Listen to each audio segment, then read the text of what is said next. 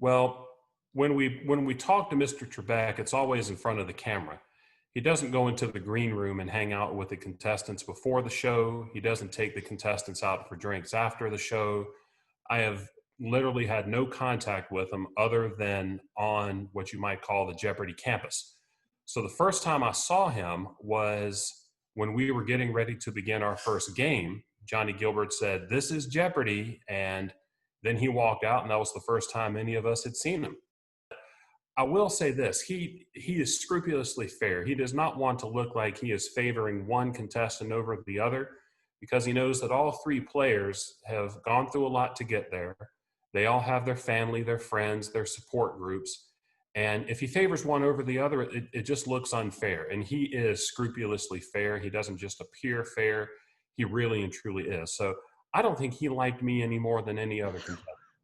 I'm honest. I'm being honest. And so the show have this, just love for Alex. Why do you think that is? I think it's two reasons. Number one, he's erudite. He comes across as somebody who knows what he's doing, because he very much is. And the second reason is his levity. There are plenty of, this is a serious game, but there are plenty of moments where he relaxes. He lets his fun side come through, his irreverent side come through. And it's always fun to see. Some people call him Uncle Alex, but he really was, in a way, the father of Jeopardy, at least this version of Jeopardy. And I think that's why we liked him so much. Just his fairness and professionalism and his gentlemanliness. And what really struck me more than anything else was that it translates to real life as well. I had watched him literally all my life, all the life I can remember. And in person, he is exactly as he appears on camera. He's a great, great human being, a very generous person who loved his family, who loved his work, and was a very, very good handyman around the house too. Not even kidding. He would do electrical work around the house. He wouldn't even, turn off the master switch. He said, "Forget it. It's just a waste of time."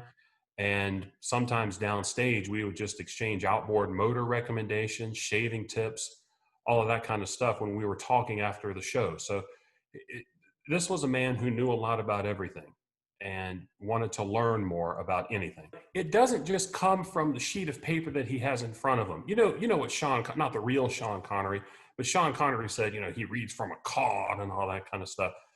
I'm pretty sure that he would have made a darn good contestant, maybe the best. He said he would have made a good one except for the signaling device. But he was extraordinarily knowledgeable, and it didn't just come from the program, it came from him.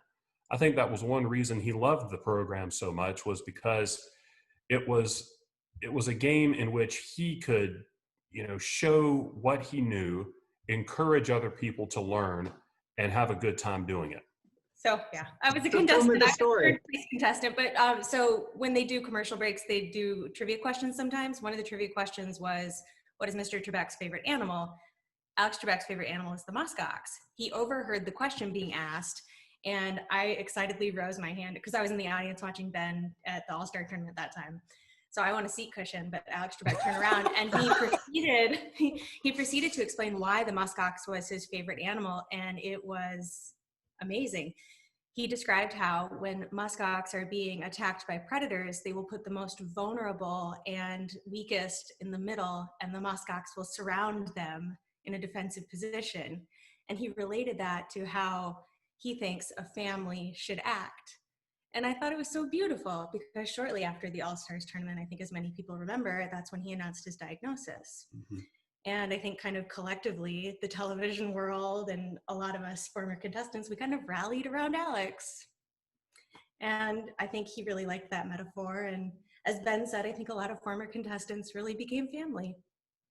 I guess the other thing I would just say is, in terms of a silver lining, I guess, for anyone, in terms of pancreatic cancer awareness, I really hope that silver lining, this means that more people would hopefully donate to pancreatic cancer research, and that we can get better screening methods so that in the future, something like this can be treated early to give people living with that diagnosis better outcomes in the future. And cured.